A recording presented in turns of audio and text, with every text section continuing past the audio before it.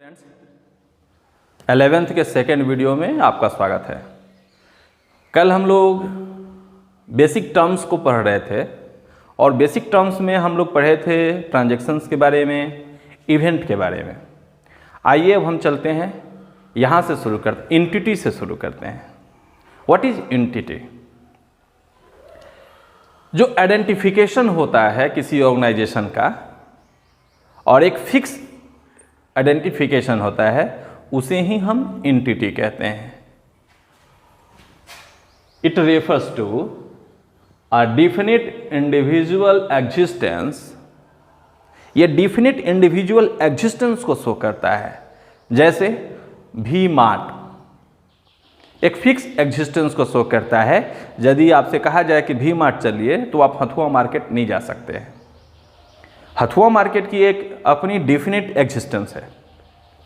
तो एंटिटी जो है एक डेफिनिट एग्जिस्टेंस को शो करती है। तो किसी भी ऑर्गेनाइजेशन का जो रजिस्टर्ड होता है, रजिस्टर्ड और अनरजिस्ट्रेशन पे हम बाद में बात करेंगे, तो किसी भी ऑर्गेनाइजेशन का अपना एक डेफिनिट एग्जिस्टेंस होता है और उसी डेफिनिट एग्जिस्टेंस को हम एंटिटी कहते हैं। नेक्स्ट है assets.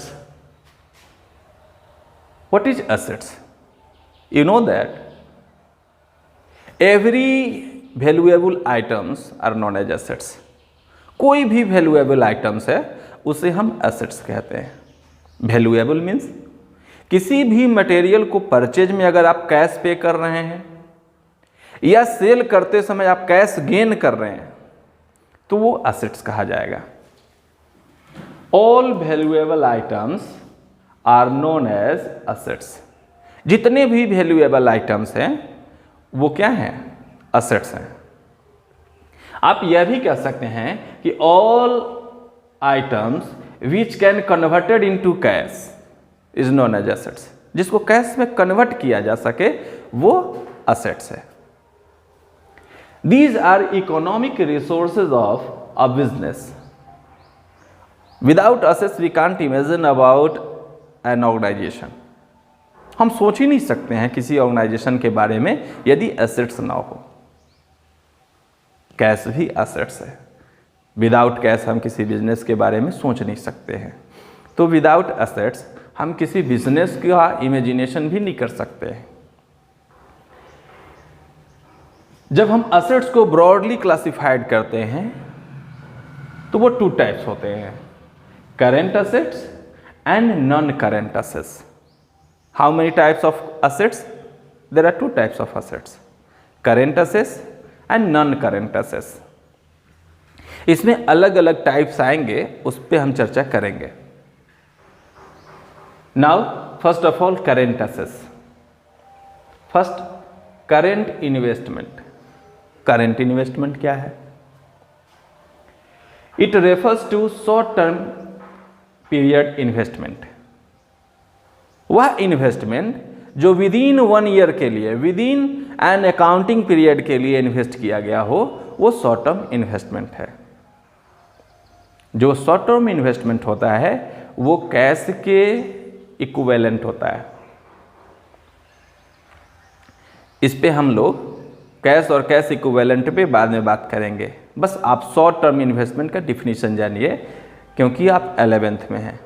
हम इसको और आगे इलेबोरेट करेंगे, लेकिन अभी सिर्फ इतना जानिए कि what is current investment.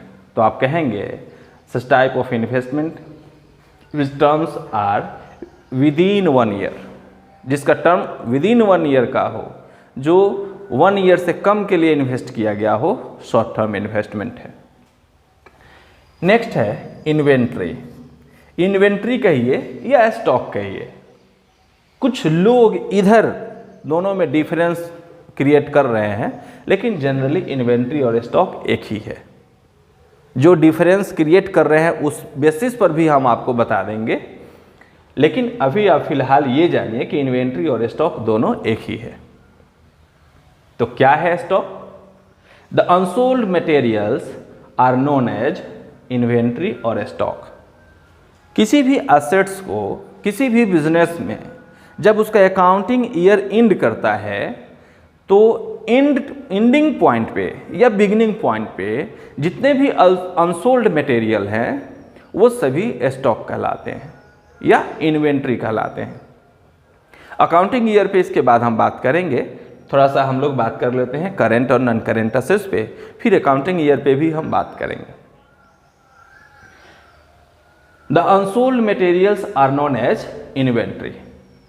On the basis of time there are two types of inventory. जब हम टाइम के बेस पे इन्वेंट्री की कैटेगरी करते हैं तो there are two types of inventory. First opening stock और inventory and second closing stock और inventory. What is opening stock? Unsold material at the beginning of an accounting year is known as opening stock या stock at the beginning of an accounting year। जो stock accounting year के beginning date पे होता है वो opening stock हो गया। Obviously जो एंडिंग पॉइंट पे होगा वो क्लोजिंग स्टॉक हो गया। तो आप अभी जाने ओपनिंग स्टॉक और closing stock. Unsold material at the end of an accounting year is known as closing stock. तो क्लोजिंग स्टॉक आप जाने, ओपनिंग स्टॉक जाने। स्टॉक के और भी टाइप्स हैं, हम उस पर बात करने चलते हैं। आइए अब हम चलते हैं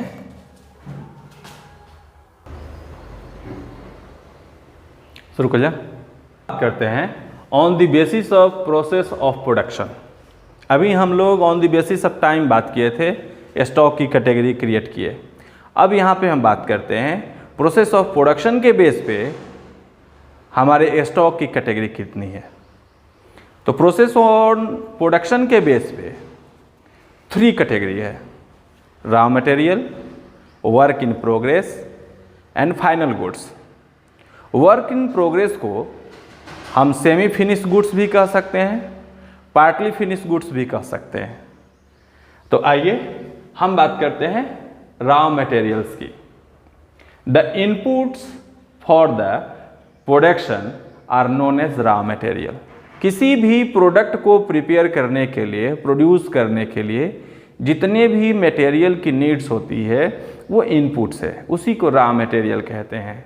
जैसे चाय बनाने के लिए आपको शुगर हुआ, मिल्क हुआ, टी लीव हुआ, वाटर हुआ, तो ये सब क्या है? ये इनपुट्स हो गए, मीन्स रॉ मटेरियल हो गए। सेकेंड है work in progress. Work in progress को हम partly finish goods, semi finish goods भी कहते हैं। The inputs which are in the process of production, जो प्रोडक्शन के प्रोसेस में है, यानी प्रोडक्शन प्रोसेस में इन कर गया है लेकिन आउट नहीं हुआ है, तो उसे हम वर्क इन प्रोग्रेस कहेंगे। The inputs which are in the process of production are known as work in progress. जो प्रोडक्शन प्रोसेस में है उसे हम वर्क इन प्रोग्रेस कहेंगे। तो एक रॉ मटेरियल हो गया जो production process, before production process, और जब प्रोडक्शन प्रोसेस में इन कर गया तो वही मटेरियल वर्क इन प्रोग्रेस हो गया। और जब प्रोडक्शन प्रोसेस को क्रॉस कर गया यानी पास आउट हो गया तो उसे हम क्या कहेंगे? Finish good. इसे हम कंज्यूमेबल गुड्स भी कहते हैं, यानी such types of goods which are ready for consumption. जो कंजम्पशन के लिए रेडी है उसे हम फिनिश गुड्स और फाइनल गुड्स भी कहते हैं, कंज्यूमेबल गुड्स भी कहते हैं। The inputs which cross the process of production are known as final goods. जो प्रोडक्शन प्रोसेस को क्रॉस कर दिया उसे हम लोग फाइनल गुड्स और फिनिश गुड्स कहते हैं। ये तो हो गया प्रोसेस ऑफ प्रोडक्शन के बेस पे। अब हम लाइफ के बेस पर भी देखते हैं कि लाइफ के बेस पे हमारा स्टॉक की कैटेगरी क्या है। तो there are 2 type of stock on the basis of life. अब यहाँ हम देखेंगे कि किसी बिजनेस में कोई बिजनेसमैन अपनी मटेरियल को कैरी आउट करने के लिए कोई बैलगाड़ी रखा है या हॉर्स कार्ट रखा है, तो उसमें हॉर्स जो हुआ वो कौन सा स्टॉक हुआ? वो लाइव स्टॉक हो गया। और जो कार्ट है वो क्या हो गया? वो डेड स्टॉक हो गया। कोई बिजनेसमैन अपनी बिजनेस की रखवाली करने के लिए गार्ड के तौर पे एक डॉग को रखा हुआ है, तो जो डॉग हुआ वो भी असेट्स है, क्योंकि उसको परचेज करने में आपने कैश पे किया है, अमाउंट पे किया है। तो डॉग कौन सा स्टॉक हो गया? लाइव स्टॉक हो गया। तो जब भी हम क्वेश्चन में इस तरह के मटेरियल आएंगे, इस तरह के कोई लिविंग थिंग आएगा, तो लिविंग थिंग को हम लाइव स्टॉक कहेंगे, कॉमर्शियल टर्म में उसे लाइव स्टॉक कहेंगे। और जो नॉन लिविंग है उसके लिए हम डेड स्टॉक कहेंगे।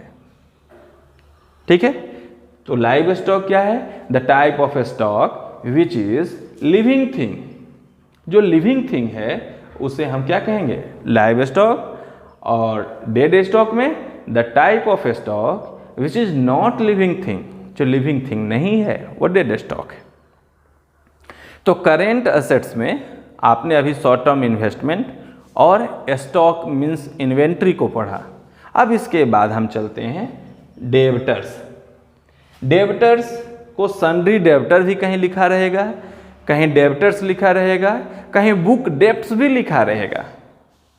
तो डेब्टर्स किसे कहते हैं? All credit purchasers are known as debtors. आपने बिजनेस किया है तो आपसे जितने लोग क्रेडिट परचेज करेंगे वो सभी क्या हैं? डेब्टर्स हैं। तो all credit purchasers are known as debtors और बुक डेब्ट्स। जब हम डेब्टर्स की कैटेगरी करते हैं, ये आपके बुक में नहीं है लेकिन इसकी नॉलेज होनी चाहिए, जब चर्चा कर रहे हैं तो उसकी भी चर्चा हम कर दे रहे हैं। जब डेब्टर्स की कैटेगरी करते हैं तो there are 3 types of debtors.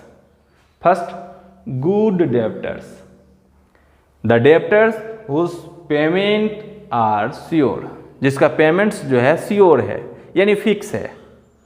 आप भी देखते होंगे कुछ बिजनेसमैन फोर्सली मटेरियल सेल करते हैं कुछ कस्टमर को, क्योंकि वो जानते हैं कि इनके यहाँ पेमेंट जो है ब्लॉक नहीं होगा।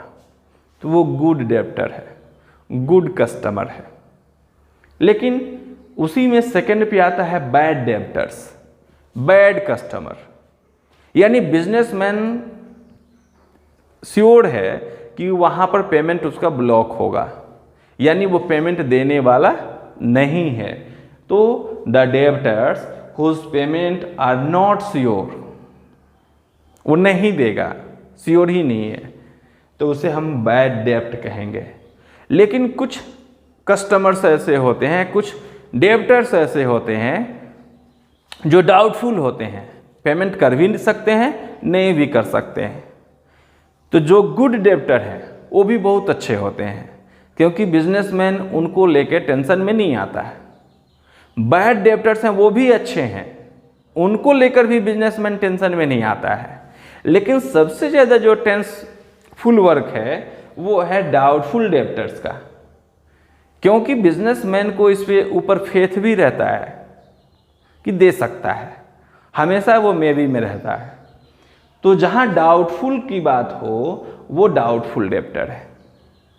तो डेब्टर्स कितने हो गए? 3 टाइप्स हो गए। First, good, bad and doubtful. अब इसी तरह से हम आगे चलते हैं तो क्रेडिटर की बात करेंगे। आइए क्रेडिटर को देखते हैं।